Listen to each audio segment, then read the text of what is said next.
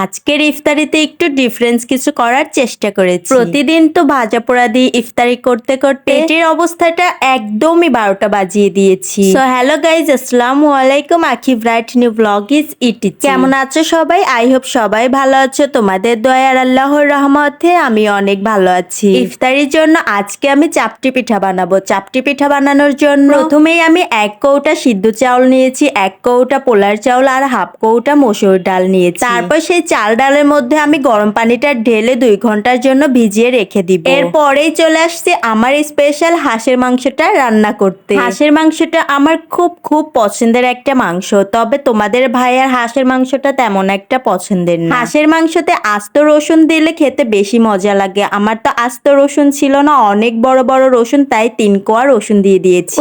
মাংসের জাস্ট কালারটা দেখো, কালারটা দেখেই তো কবজি ডুবিয়ে খেতে ইচ্ছে করে। এই তো 2 ঘন্টা পর ভেজানো চাল ডালের অবস্থা, পানিটা একদম চষে গেছে। এখন ভেজানো চাল ডালের মধ্যে ঠান্ডা পানিটা দিয়ে হাত দিয়ে কসলিয়ে কসলিয়ে ধুয়ে নিয়ে নিব। অফ ক্যামেরাতে আমি কয়েকবার চাল ডালটা ধুয়ে পরিষ্কার করে নিয়েছি। এবার আমি ব্লান্ডার জাগে চাল ডালটা ঢেলে নিব, তার সাথে সবকিছু দিয়ে নিব। যেমন কয়েক ফালি পেঁয়াজ কাটা, 2 কোয়া রসুন আর সবশেষে কাঁচামরিচটা দিয়ে নিব। এবার ব্লান্ডার জাগের ঢাকনাটা দিয়ে ঢেকে আমি কিছুটা ব্লান্ড করে নিব। কিছুটা মানে একদম মিহি করে ব্লান্ড করে নিতে হবে। মিহি করে ব্লান্ড না করলে পিঠাটা ভালো হবে না। যাদের বাসায় ব্লান্ড নেই তারা শিলপাটায়ও বেটে নিয়ে নিতে পারবে, তবে সেটা মিহি করতে হবে। এই তো এখন আমি ব্লান্ডার জাগ থেকে ডোটা একটা বলে ঢেলে নিব মাখানোর জন্য। এবার এই ডোটার মধ্যে স্বাদ মতন লবণ, পরিমাণ মতন হলুদের গুঁড়া আর ধনিয়া পাতাটা দিয়ে হাত দিয়ে সুন্দর মতন মাখিয়ে নিয়ে নিব। আমি চেষ্টা করেছি একটু সময় করে এই ডোটা মাখিয়ে নেওয়ার জন্য। মাখানো শেষ হয়ে গেলে এবার আমি কিছুক্ষণ রেস্টে রেখে দিব। এই ফাঁকে আমি লাচ্চা সেমাই রান্না করার জন্য দুধটা জাল করে নিয়ে এসেছি। সেই দুধের মধ্যে আমি লাচ্চা সেমাইটা দিয়ে ঢেকে দিয়েছি। ঝালের সাথে যদি কোনো মিষ্টি কিছু না হয় তাহলে খাওয়াটা কি ভালোভাবে জমবে, এই জন্য সেমাইটা রান্না করে নিয়েছি। ও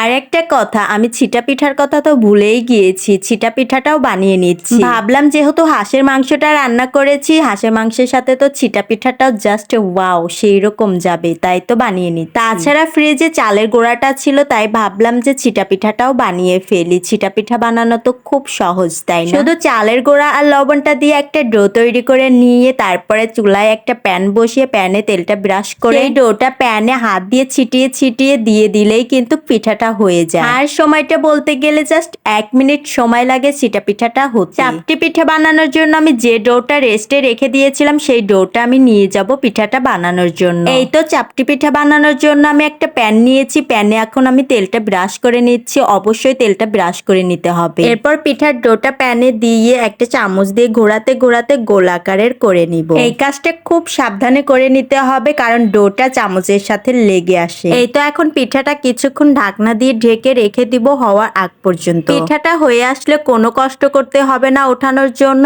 একাই উঠে আসবে, এই জন্য প্যানে দেওয়ার সুবিধা। এই চাপটি পিঠাটা অন্য কিছু ছাড়াও এমনিও খেতে অনেক মজা লাগে। আর হাঁসের মাংসের সাথে তো কোনো কথাই হবে না, শুধু খেয়েই যেতে হবে। তোমাদের ভাইয়া তো হাঁসের মাংসটা এমনিতেও খুব একটা পছন্দ করে না, তবে চাপটি পিঠার সাথে তো একদম খেয়ে পুরাই ফ্যান হয়ে গেছে। এই তো ইফতারির সময় হয়ে গেছে। আজকের ইফতারিতে তো অনেক কিছু হয়ে গেল। ইফতারিতে এখন আমি সবকিছু থেকে একটু একটু করে টেস্ট করে নিচ্ছি যে কেমন হয়েছে। তোমরা তো দেখেই বুঝতে পারছো আজকের ইফতারির আয়োজনে কি কি হয়েছে, তাই আর মুখে বললাম না। সবকিছু টেস্ট করে নেওয়ার পরে এরপরেই ছিটা পিঠা আর চাপটি পিঠার সাথে হাঁসের মাংসটাও টেস্ট করে নিচ্ছি। কি আর বলবো, আজকের ইফতারিটা অনেক অনেক স্পেশাল ভাবে করেছি। তো এখন আমরা এখানে স্পেশাল ভাবে ইফতারি করতে থাকি। তোমরা এরকম আরো নিউ ভিডিও পাওয়ার জন্য আমার চ্যানেলটিকে সাবস্ক্রাইব আর পেজটাকে ফলো করে রাখো। এ পর্যন্ত শেষ করছি। Thank you so much. ভালো থাকবা সবাই। আল্লাহ হাফেজ।